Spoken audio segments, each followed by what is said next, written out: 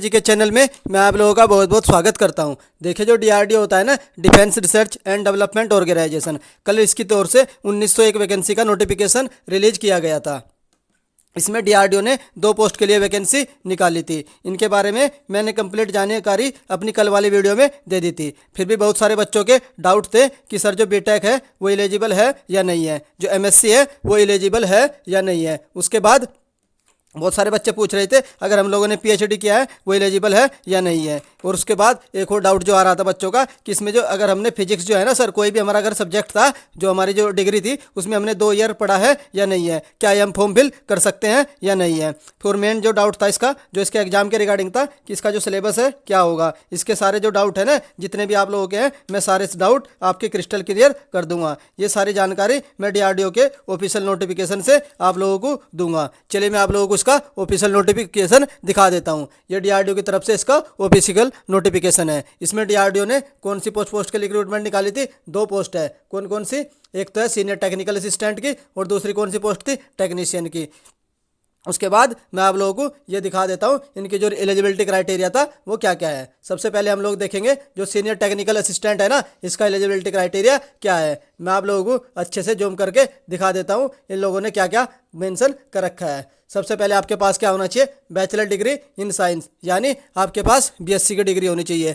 उसके बाद इन लोगों ने बोला है क्या? डिप्लोमा इन इंजीनियरिंग, यानी आपके पास डिप्लोमा होना चाहिए इंजीनियरिंग में, या आपने कोई डिप्लोमा किया हो टेक्नोलॉजी में, जैसे कि आपने कोई पॉलिटेक्निक वगैरह की हो। और वो सारे जितने भी सब्जेक्ट है वो सारे इन लोगों ने मेंशन कर रखे हैं। उसके बाद इन लोगों ने अगला पॉइंट लिख रखा है candidate must have the, candidate के पास ना जो इसेंशियल क्वालिफिकेशन है ना, उसकी जो रिक्वायरमेंट है वो कब तक आपके पास आ जानी चाहिए। जो क्रूशल डेट है ना उस तक आपके पास वो सारी डिटेल होनी चाहिए। और जो क्रूशल डिटेल वो है डेट, वो क्या है? वो है 23 सितंबर, यानी कि 23 सितंबर तक आपके पास सारे के सारे जो क्वालिफिकेशन रिक्वायरमेंट है वो आपके पास होने चाहिए। उसके बाद इन लोगों ने बोला है, उसके बाद इन लोगों ने बोला अगर आप लोगों का किसी का, जो लोग फाइनल ईयर में है, जो अपने रिजल्ट का वेट कर रहे हैं ना, वो भी जो अवेटिंग द रिजल्ट, वो भी आप लोगों का फाइनल रिजल्ट है ना 23 सितंबर से पहले आ जाना चाहिए। ये भी आप लोगों का डाउट था। उसके बाद नेक्स्ट इन लोगों ने नोट करके मेंशन किया है, इसके बाद लिखा है अगर आपने, जैसे आपने बीएससी की है ना, मस्ट हैव द, इन लोगों ने साफ साफ क्लियर करके लिख रखा है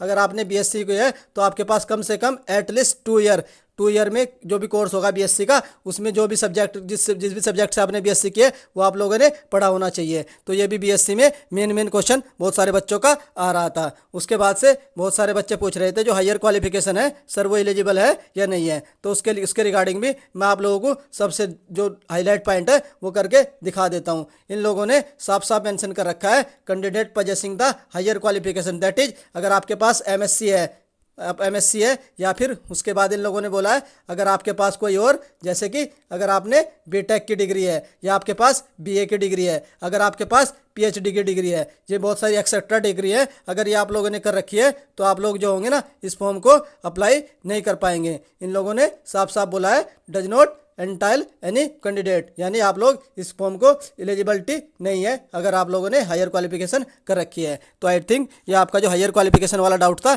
ये भी मैंने क्लियर कर दिया है। कोई भी हायर क्वालिफिकेशन आप लोगों की नहीं चलेगी, सिर्फ और सिर्फ बीएससी चलेगी। और बीएससी में जितने भी सब्जेक्ट होते हैं, जो भी आपने सब्जेक्ट से बीएससी की है, वो कम से कम आप लोगों को 2 ईयर में है ना कंपलसरी पढ़ना हुआ होगा। उसके बाद मैं आप लोगों का जो दूसरी पोस्ट थी उसके बारे में भी इन्फॉर्मेशन दे दूंगा। बाकी जो ये इन्फॉर्मेशन है कौन सी पोस्ट है ये सारी मैंने इन्फॉर्मेशन कल अपनी वीडियो में दे दी थी। उस वीडियो का लिंक मैं आप लोगों को डिस्क्रिप्शन में प्रोवाइड करवा दूंगा, वहाँ से जा करके आप लोग देख लेना।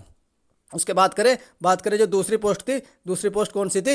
दूसरी पोस्ट थी इसमें टेक्नीशियन की। जो टेक्नीशियन की थी ना, ये ग्रुप सी की जॉब थी। बात करें इसकी जो क्वालिफिकेशन है वो क्या होनी चाहिए। देखो कट ऑफ डेट दोनों की सेम है, 23 सितंबर 2022 तक आपके पास जितने भी इसेंशियल क्वालिफिकेशन रिक्वायरमेंट है वो होनी चाहिए, कंपलसरी है। उसके बाद इसके जो एलिजिबिलिटी क्या है, आपने क्या कर रखी हो? 10th पास कर रखी हो, या फिर आपके पास क्या हो? आईटीआई का सर्टिफिकेट होना चाहिए 2 साल वाला। तो ये भी आप लोग ध्यान रखना, आईटीआई तो की होनी चाहिए, प्लस आपके पास आईटीआई का सर्टिफिकेट होना चाहिए। और वो भी बहुत सारे डिसिप्लिन है, वो सारे सब्जेक्ट दे रखे हैं कि किस किस में आपके पास आईटीआई का सर्टिफिकेट होना चाहिए, जैसे कि ऑटोमोबाइल हो गया या बुक बाइंडर होगा, बहुत सारे जो है डिसिप्लिन, इन सब में आपके पास क्या होना चाहिए? ट्रेड होती है, आपके पास जो सर्टिफिकेट आईटीआई का वो भी होना चाहिए। कब तक? 23 सितंबर 2022 तक सारे सर्टिफिकेट होने चाहिए। तो ये भी मैंने आपको जो उसकी टेक्नीशियन की क्वालिफिकेशन थी वो भी मैंने आप लोगों को बता दी है। उसके बाद से मैं आप लोगों को दिखा देता हूँ। ये सब मैंने डिटेल कल जानकारी दे दी थी अपनी वीडियो में। उसके बाद से मैं आशा करता हूँ आप लोगों के सारे डाउट क्लियर हो गए होंगे। एक मेन डाउट जो बचता है अभी, वो बचता है कि जो इसका एग्जाम पैटर्न क्या होगा और इसका जो सिलेबस वगैरह है वो क्या होगा। चलिए वो डाउट भी मैं आप लोगों का क्लियर कर देता हूँ। सबसे पहले बात करेंगे हम जो सीनियर टेक्निकल असिस्टेंट है ना, इसका एग्जाम पैटर्न क्या होगा।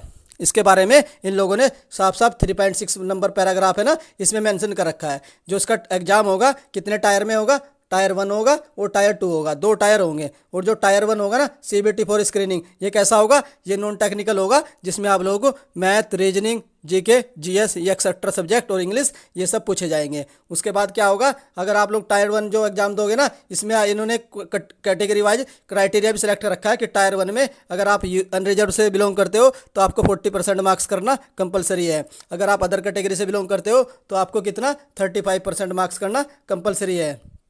ये लिख रखा है इन लोगों ने। अगर आप अदर कैटेगरी से हैं तो आपको 35% मार्क्स करना टायर 1 में कंपलसरी है। अगर आप लोग इतना मार्क्स अगर कंपलसरी नहीं कर पाते हो तो आप लोग टायर 1 से ऑलरेडी डिस्क्वालीफाई कर दिए जाओगे। उसके बाद ये लोगों का टायर 1 क्लियर हो जाएगा, उनको टायर 2 में 1:8 के रेशियो में बुलाया जाएगा। जितनी वैकेंसी होंगी उसके 8 गने बच्चों को टायर 2 में बुलाया जाएगा। और जो टायर 2 इसका एग्जाम होगा वो कैसा होगा, वो टेक्निकल एग्जाम होगा। जो भी ट्रेड से आपने BSc की है या ITI की है वो सारे क्वेश्चन उसमें 100 क्वेश्चन पूछे जाएंगे। जो 100 क्वेश्चन पूछे जाएंगे और कितने मार्क्स के होंगे, 100 क्वेश्चन 100 मार्क्स के होंगे और टाइम 90 मिनट्स का होगा दोनों ही एग्जाम में।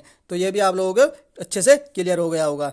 उसके बाद से बात करें इसका जो सिलेक्शन है वो किस तरीके से होगा, वो भी इन लोगों ने साफ साफ मेंशन कर रखा है। जो सिलेक्शन होगा ना, ओनली किसके बेस पर होगा, टायर 2 के बेस पर होगा। टायर 2 में जितनी आपकी मेरिट बनेगी उस हिसाब से आप लोगों का सिलेक्शन हो जाएगा। और उसके बाद एक बात और लिखी है इन लोगों ने कि आपको टायर 2 में भी इन लोगों ने मेंशन कर रखा है कि अगर आप अनरिजर्व से बिलोंग करते हो तो 40% और अगर आप अदर कैटेगरी से बिलोंग करते हो तो 30% स्कोर करना कंपलसरी है। बात करें जो हमारा नेक्स्ट पोस्ट कौन सी थी, टेक्नीशियन की। बात करें जो टेक्नीशियन की पोस्ट थी, इसका एग्जाम पैटर्न क्या होगा। ठीक उसी तरीके से इसमें भी 2 टायर होंगे, एक टायर 1 होगा और टायर 2 होगा। टायर 1 क्या होगा, non technical, GK, GS, math, reasoning, English वगैरह ये सब पूछे जाएंगे। और इसका जो क्वेश्चन है कितने होंगे, 40 क्वेश्चन पूछे जाएंगे। उसके बाद कितने मार्क्स होगा, इसके बाद इसमें होगा 120 मार्क्स के होंगे। ये लोगों ने मेंशन कर रखा। वो टाइम कितनी रहेगी, 90 मिनट रहेगी। उसके बाद तुम्हारा टायर 2 होगा। टायर 2 में क्या होगा, टायर 2 तुम्हारा जो जिस भी ट्रेड से तुमने ITI की है वो टायर 2 में वही क्वेश्चन पूछे जाएंगे स्पेसिफिक। उसके बाद इसकी जो ड्यूरेशन होगी 2 घंटा इन लोगों ने मेंशन कर रखी है। अबाउट 1 to 2 आवर कुछ भी हो सकता है, इन्होंने बोल रखा है। उसके बाद इसका जो सिलेक्शन होगा ठीक उसी तरीके से होगा। आपको टायर 1 में कितना 40% स्कोर करना कंपलसरी होगा और जो अदर कैटेगरी से बिलोंग करते हो तो 35% मिनिमम स्कोर करना कंपलसरी होगा। अगर आप लोग इतना स्कोर करने में असफल हो जाते हो तो आप ऑलरेडी डिस्क्वालीफाई कर दिए जाओगे। नेक्स्ट स्टेज है टायर 2 के लिए आप लोगों को इसमें भी 1:8 के रेशियो में बुलाया जाएगा। उसके बाद आपका टायर 2 होगा। और जो फाइनल सिलेक्शन होगा ITI वाले में, अगर बात करें जो फाइनल सिलेक्शन होगा ITI वाला जो है वो किस बेस पे होगा, तो आप टायर 1 और टायर 2 दोनों की मिला के ये लोग मेरिट बनाएंगे। उस बेस पर आपका सिलेक्शन किया जाएगा टेक्नीशियन की पोस्ट के लिए। ये वीडियो अगर आप लोगों को मेरे द्वारा दी गई जानकारी पसंद आई है तो वीडियो को लाइक कर सकते हैं। और चैनल पर पहली बार विजिट कर रहे हो तो चैनल सब्सक्राइब भी कर सकते हैं। जैसे DRDO की तरफ से कोई अपडेट आएगी मैं सबसे पहले आप लोगों को इन्फॉर्म कर दूंगा। वीडियो देखने के लिए धन्यवाद। Thank you.